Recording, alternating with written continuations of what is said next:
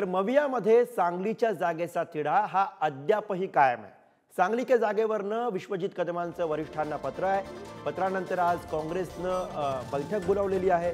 सांगलीवरती चर्चेची शक्यता या बैठकीमध्ये व्यक्त केली जाते। ठाकरेंनी उमेदवारी जाहीर केलेल्या चंद्रहार पाटलांच्या भूमिकेकडे सुद्धा त्यामुळे लक्ष असेल।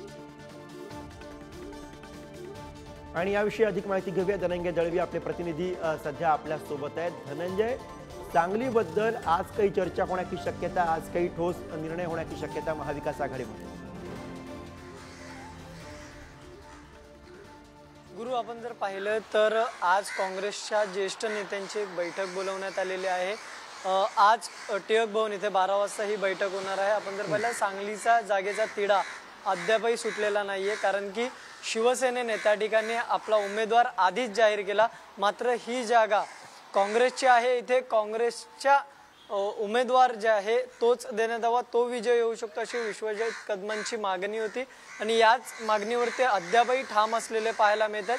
त्यामुळे याच सगळ्यावरून त्यांनी हायकमांडला दिल्लीत पत्र लिहिलं होतं आणि याच पत्रावरून आजच्या बैठकीत चर्चा होण्याची शक्यता आहे। आज जी बैठक होते त्यामध्ये नेमकं ही जागा काँग्रेसकडे येणार का सांगलीची, की त्या जागेवरून शिवसेनेचाच उमेदवार जे आहे ते उमेदवारी लोकसभेची उमेदवारी जी आहे ती लढणार, हे पाहणं महत्त्वाचं असणार आहे। चंद्रहार पाटलांना तिथून शिवसेने उमेदवारी दिले, मात्र तिथे हा काँग्रेसचा बालेकिल्ला आहे आणि या ठिकाणी काँग्रेसचाच उमेदवार असावा अशी मागणी जी आहे ती विश्वजित कदमांनी केली। त्यामुळे आजची जी बैठक 12 वाजता होते यामध्ये प्रामुख्याने याच विषयावर सांगलीच्या जागेवरून चर्चा होणार असल्याची शक्यता आहे। त्यामुळे आता नेमकं या बैठकीत काय होतं, ही जागा काँग्रेसकडे येते का हे पाहणं महत्त्वाचं असणार आहे।